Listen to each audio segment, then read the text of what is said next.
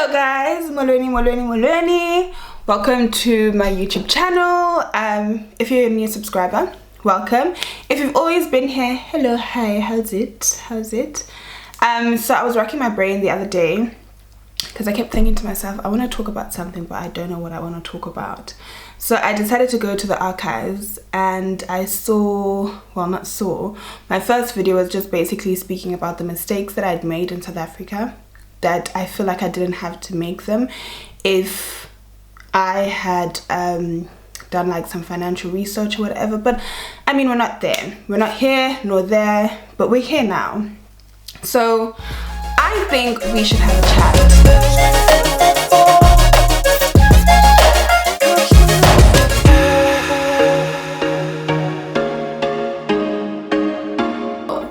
What we're gonna talk about is money, imali. We're gonna talk about salary negotiations. We're gonna talk about credit scores and investments in general. Just to touch on investments briefly, I don't have any investments at the moment, but it is something that I'm consciously looking into and reading into consciously. So welcome to my YouTube channel, and I'm super excited to have this conversation with you guys because I feel as though it's conversations that I would have loved to equip myself with beforehand and before I got myself into unnecessary financial pickles. So we're going to take it back to the drawing board, but I am going to obviously zoom into certain things because I'm not going to like delve into them too deeply. I moved in South Africa in 2018, got a job within 3 months of being there as an intern, and then I think it was within 3 months I was promoted into being a junior social media manager, which obviously meant my salary also increased. Great, amazing. Danica was thriving. I was the happiest person alive. I'd say my salary personally was fit for me at the time because I didn't have a lot of commitments. So I didn't have a child, I didn't have a dog, I didn't have anything that was out on account. I didn't rent until I moved to Johannesburg. So just to give you guys an idea of I'm not gonna say the numbers, but I'll just give you guys an idea of, you know, what my salary afforded me.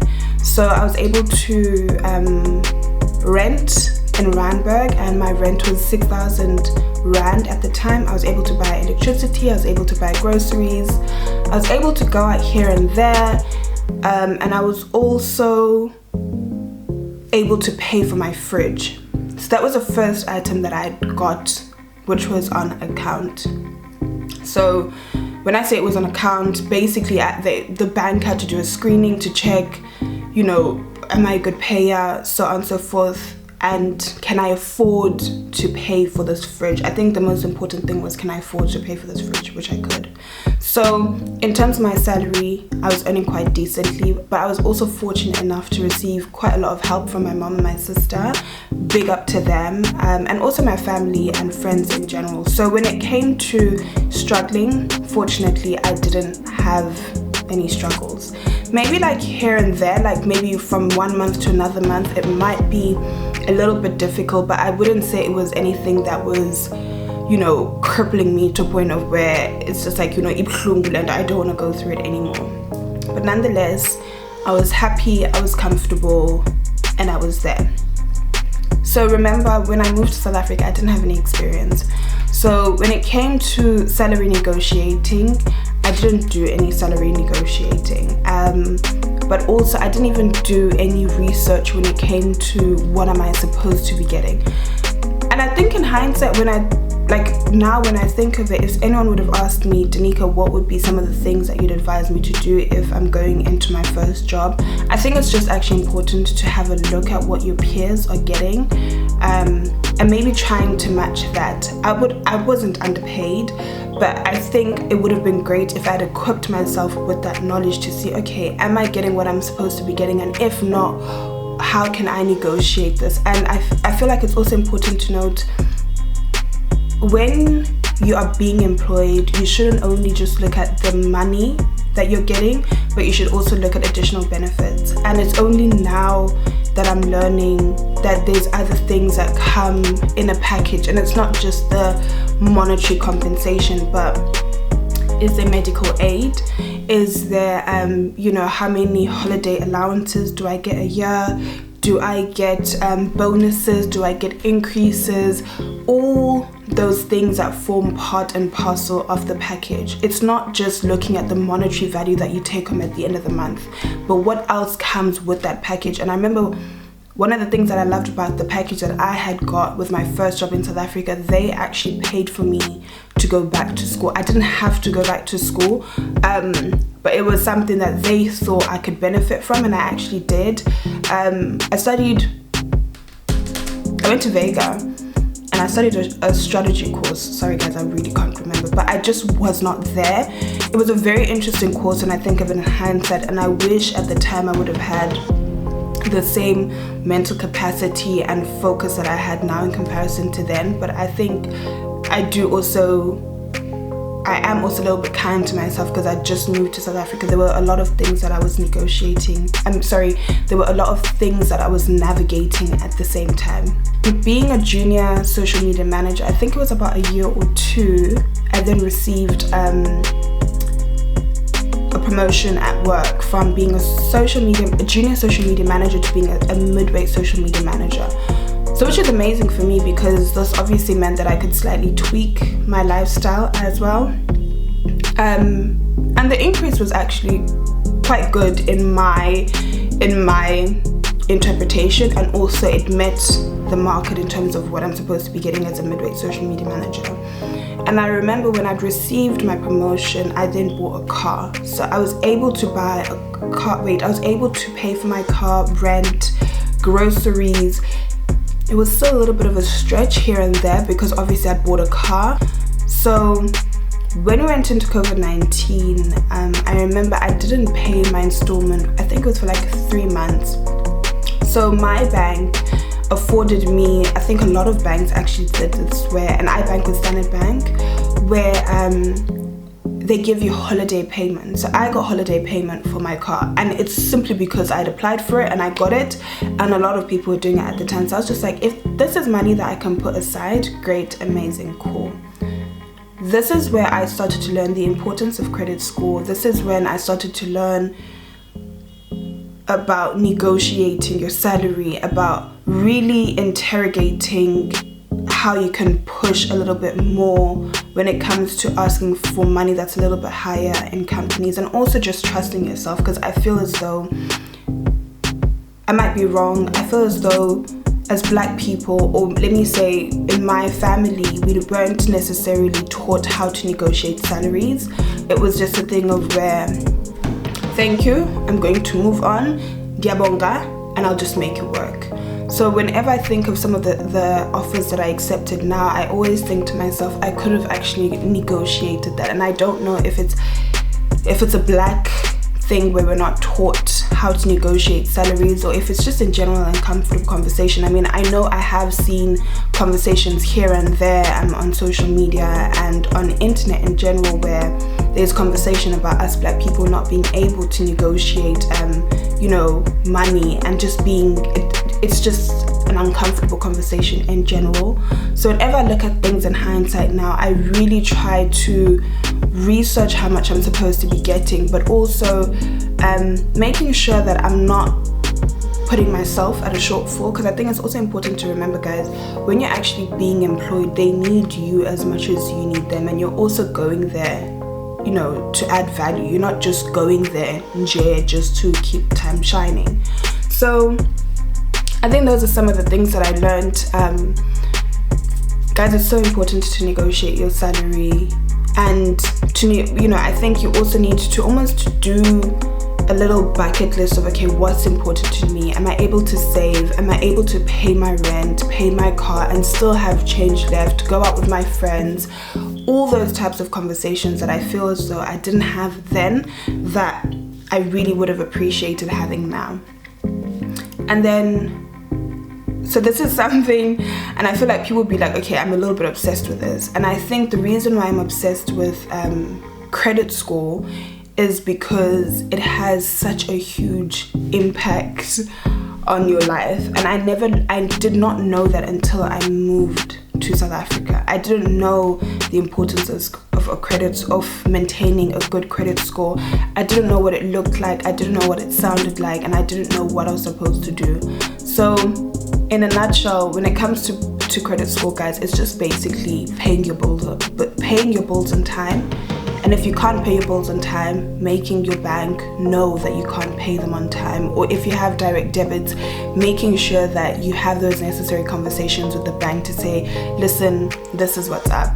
And for a very long time, I felt uncomfortable to have those conversations with my bank, because I can actually honestly say that last year was a little bit of a struggle for me financially, because I had taken a significantly lower offer at work. And again, it goes back to negotiating, but upon you getting a new role at work, you need to negotiate your salary to a point where you're certain that this salary isn't going to have you in a chokehold at the end of every single month. And that's how I felt like I was living my life in South Africa last year.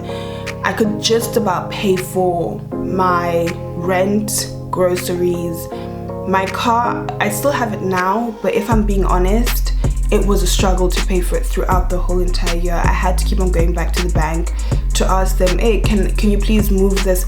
There was just a lot of movement that was happening. But thank God my car wasn't repossessed. It wasn't taken away from me, but it was because I kept on having regular conversations with the bank. So I don't think we should look at, banks as institutions. We shouldn't look at banks as institutions that don't want us to do well, but rather it's better when you have those conversations with them. In my head anyway, I always used to paint it as this institution that's so huge and horrible and not wanting to help. But as time grew, I was just like, actually, banks are willing to help. They're willing to meet you halfway, provided you communicate with them. So last year, I really had to put that into practice, where I'd actually go to my bank and be like, listen, I don't have the money and I don't know when I'm going to have the money. So I just need you guys to make it work. So sometimes what they'll do is, so like for an example, if I wasn't able to pay my credit card, they'll be like, okay, if you can't pay the full amount, please pay half. And I'll be like, okay, I can pay half. So there was always that mutual ground where I was able to meet with my bank. Obviously this is up to a certain extent. I don't know what that certain extent is, but for me it worked for quite some time. And I think it's also because I was paying all my stuff, but it just wasn't the actual amount that was required. So I think when it comes to credit score, guys, the simpleness and the easiest way of just doing it, just always pay your direct debits on time. And if you can't pay for it, communicate it with the bank, because the last thing that you want to do is have a bad credit score. And the reality of having a bad credit score, it has an impact further down the line, where you will wish you were just like, you know what, I really wish I had paid for this ages ago. Because from having a bad credit score, it actually goes higher, where you can get blacklisted, and it's just something I personally wouldn't want to go through. And maybe I'll do a video about this that's maybe a little bit more extended in the future. But this is my little knowledge and my personal experience that I went through when it came to having a credit score. So at the moment, every single month, because I live in London, I always make sure I send money into my South African account to make sure that everything has been paid on time and it doesn't affect my credit score.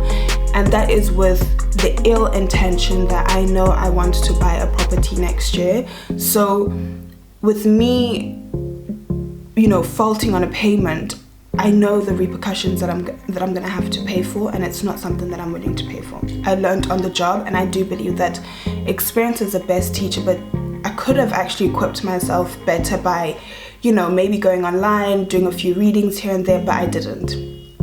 And we're here now. So I maintained a good credit score, but sometimes what would happen is if I miss a payment, that meant that the payment would fall into the next month, and it would have a negative impact on my credit score. So for an example, my credit score, I monitor it through ClearScore. So guys, I check my credit score every single month, and one of the main things that I check is that it's increasing. I don't need my credit score to decline.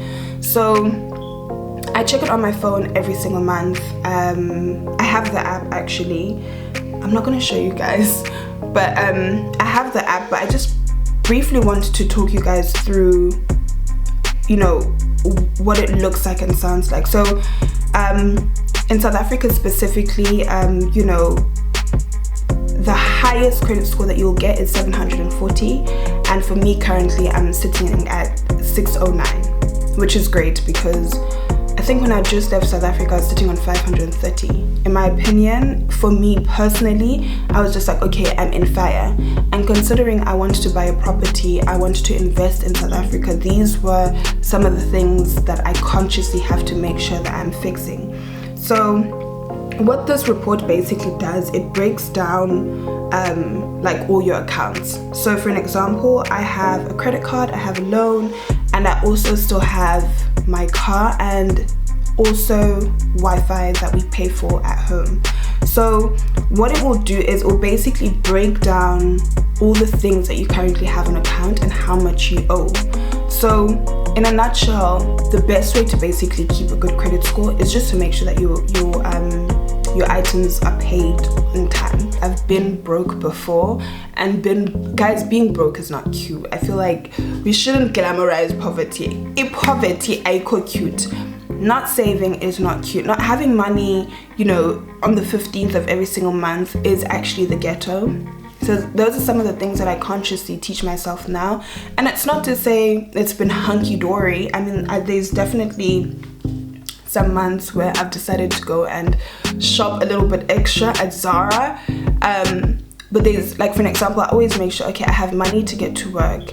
I've paid all my bills in South Africa. I've contributed ekhaya here in London, and I've helped out where I can. So that is great and it's amazing. So let's go on to 2. I've always loved property, and I think it's maybe because my mother, I think it comes from my mother. So my mother loves property. We have property in South Africa. My mother loves furniture. My mother loves beautiful things, and I think I get it from her. So one of my projects that I'd really love to do next year is actually buy my first property in South Africa.